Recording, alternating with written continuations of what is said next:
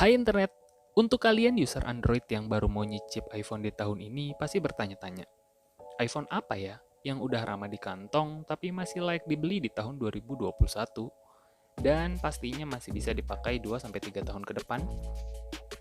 Ini beberapa keunggulan iPhone XR yang jadi alasan saya untuk beli dan mungkin bisa jadi pertimbangan kalian juga. Let's go! Kita mulai dari yang paling mencolok yaitu warna. XR sendiri memiliki warna yang cukup beragam seperti koral, kuning, atau biru yang seperti ini. Setahu saya iPhone yang punya warna-warni gini tuh cuma 5C, XR, dan 11 ya. Kalau saya salah, koreksi di kolom komen aja ya. Bagi saya sendiri, warna biru ini tuh lucu. Nggak seperti warna-warna yang umum di pasaran saat ini. Jadi pembeda aja gitu. Unik. Layar XR berukuran 6,1 inch, resolusinya sendiri ada di 1792 x 828 pixel, yang dimana ini berada di bawahnya resolusi Full HD ya. Tapi tenang, untuk XR yang udah update ke iOS 14, sudah bisa kok muter video di YouTube sampai 4K HDR. Untuk panel layarnya masih menggunakan IPS LCD Liquid Retina Display, yang kalau dilihat-lihat kualitasnya oke juga ya. Bahkan kalau dibandingin side by side sama P30 yang udah OLED, saya jadi ngerasa layar XR ini bagus loh. Kalau menurut kalian gimana?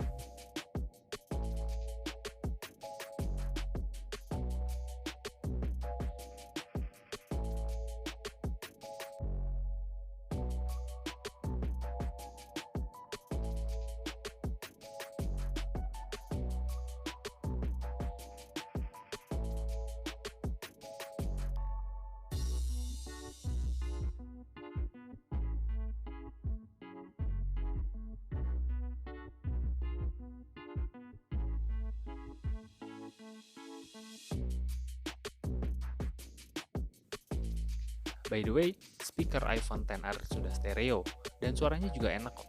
Coba dengerin deh.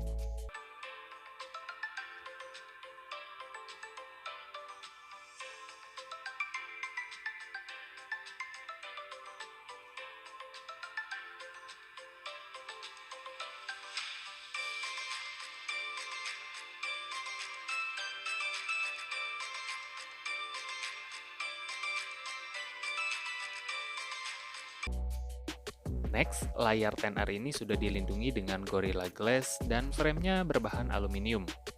Bagian belakangnya juga udah terbuat dari glass yang makin nambah feel premium pada XR ini. Lucu kan kalau tanpa casing gini? Feel ketika saya pegang XR ini tuh kerasa sedikit lebar, tapi sedikit aja kok. Beda dengan Android yang cenderung manjang kayak P30 ini. Padahal sama-sama 6,1 inch ya. Tapi ini masih nyaman kok dipegang. Untuk performa sudah menggunakan chipset A12 yang sama dengan saudaranya iPhone XS atau XS Max. Aduh, ribet ya. Dengan kombinasi tersebut, XR ini tuh udah siap banget ngelibas game-game dan tetap masih nyaman dimainin kok. Kita tes PUBG dengan settingan mentok di Ultra HD dan frame rate Ultra, masih bisa banget dimainin untuk game kompetitif. Gak ada tuh kata ngelek-ngelek. Sadis.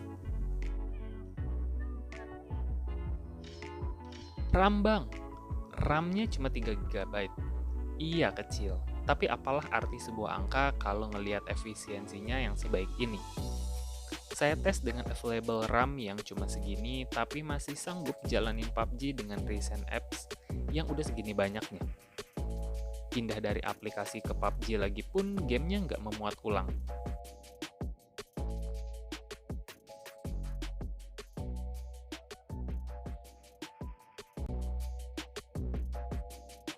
Oh iya, seperti yang tadi saya sudah sampaikan sebelumnya, XR ini sudah bisa update ke iOS 14, yang dimana ini jadi salah satu alasan saya juga kalau mau pakai XR ini selama 2-3 tahun ke depan. Mungkin nanti masih dapat 2 kali update lagi. Dari komposisi performa yang udah saya jabarin, ini udah powerful banget lah. Mantap. By the way, saya bukan fanboy ya, cuma ngasih tahu fakta aja. Untuk single kameranya sebesar 12 megapiksel dengan wide angle yang support PDIF dan OIS.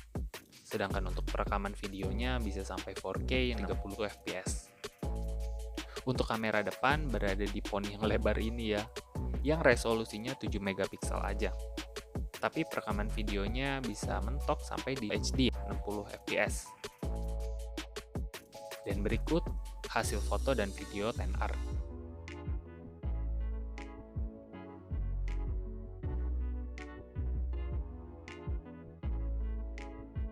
Untuk hasil kameranya bagus kok, ya khas iPhone lah. Warna langit juga bisa ditangkap dengan baik, dan cukup detail.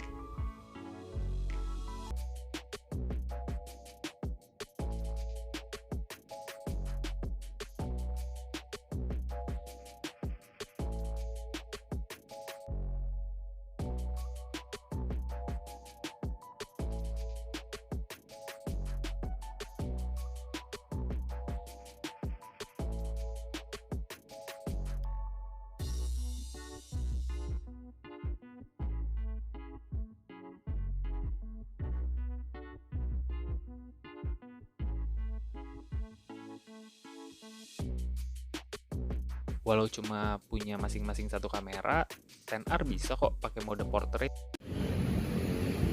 iPhone XR HD 60 fps, tapi kemungkinan bakal jadi 30 fps. Kalau dilihat dari sini stabil. Ini kita lihat hasilnya.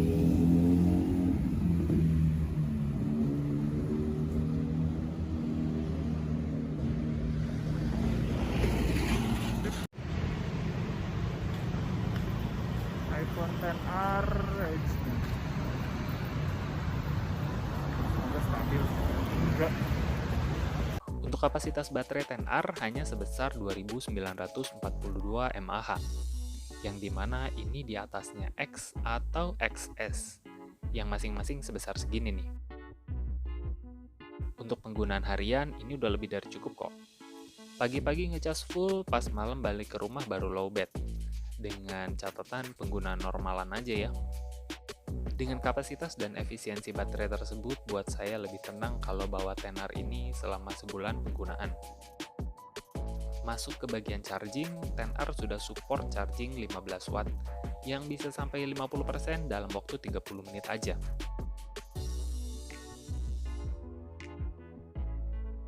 Kalau saya recap, alasan saya beli 10R ini sudah jelas.